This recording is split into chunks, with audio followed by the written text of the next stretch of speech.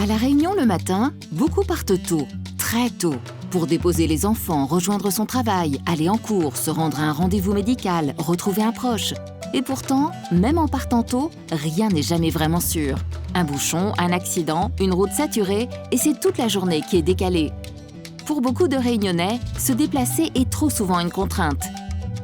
Et si nous changions de voie ?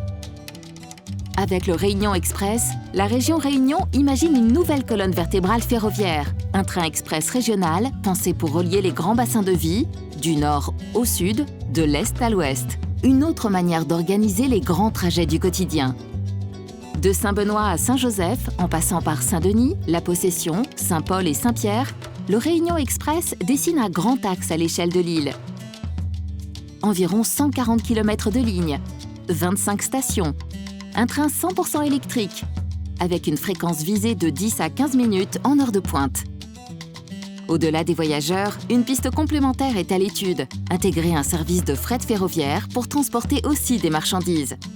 Un projet de cette ampleur ne se construit pas en un jour. En 2023, les États généraux des mobilités ont recueilli plus de 11 000 contributions citoyennes en faveur d'un projet de train. Fin août 2025, les autorités organisatrices des mobilités s'accordent sur une feuille de route commune, incluant le Réunion Express. La région saisit ensuite la Commission nationale de débat public qui décide en novembre 2025 l'organisation d'un débat.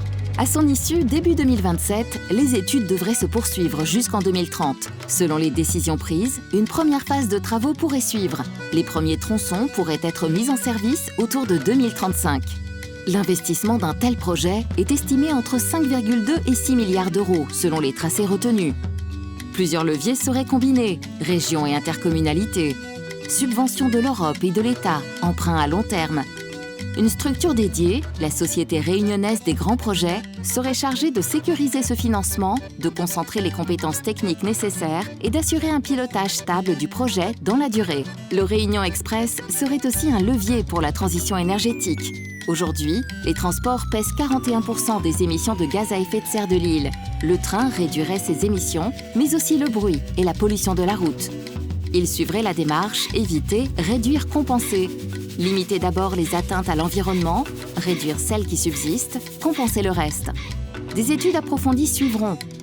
Acoustique, faune et flore, risques naturels. À ce stade, le tracé se situe majoritairement hors des grands espaces naturels protégés. Ici, la station n'est pas seulement un lieu où l'on prendrait le train. C'est un point de connexion avec les bus, les parkings relais, les cheminements piétons et les autres modes de transport. Cette famille arrive de son quartier, rejoint le quai, monte à bord. Le trajet commence sans détour, sans tourner pour trouver une place, sans compter les minutes de route. Le train rapprocherait les lieux de vie des pôles d'emploi, d'études, de services et d'équipements. Habiter dans l'Est et travailler dans le Nord, étudier dans un autre bassin, rejoindre l'aéroport autrement qu'en voiture, le Réunion Express ouvre cette possibilité. Ne plus faire de la distance un obstacle quotidien. Entre Saint-Benoît et Saint-Denis-Est, le trajet est estimé à environ 35 minutes. À Saint-Denis, plusieurs options de traversée sont encore à l'étude. Elles devront trouver le bon équilibre. Aller vite, bien desservir la ville, s'insérer dans un tissu urbain dense et rester connecté aux autres modes de transport. Entre le nord et l'ouest, le Réunion Express emprunterait la nouvelle route du littoral, axe majeur où circulent chaque jour des milliers d'usagers. Pour notre salarié monté à Saint-Denis, le trajet jusqu'à Saint-Paul s'effectuerait en environ 30 minutes. C'est toute la différence entre subir la route et pouvoir compter sur un temps de parcours maîtrisé.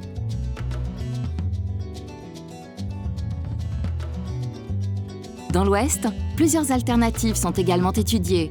Une option s'inscrit le long de la route des Tamarins. Une autre suit le littoral et se compose de plusieurs variantes.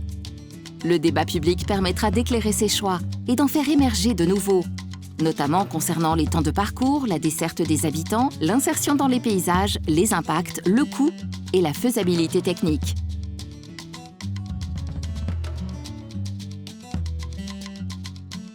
Entre Saint-Paul et Saint-Pierre, le temps de parcours est estimé à environ 45 minutes.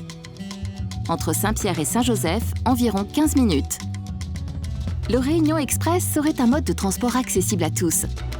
Pour les personnes en situation de handicap, les personnes âgées, les familles avec poussette ou les voyageurs chargés, chaque détail compte. Un accès de plein pied, des quais à hauteur adaptée, une signalétique lisible, des informations sonores et visuelles, des espaces réservés. Une mobilité pensée pour tous les publics. Le Réunion Express répondrait à une attente forte. Mieux relier la Réunion et rapprocher les bassins de vie. Un train pour tous, au service de l'emploi, du développement économique du territoire et au service de la transition écologique de l'île. Une nouvelle étape s'ouvre. Choisir ensemble comment faciliter les déplacements du quotidien et préparer l'avenir des mobilités à La Réunion.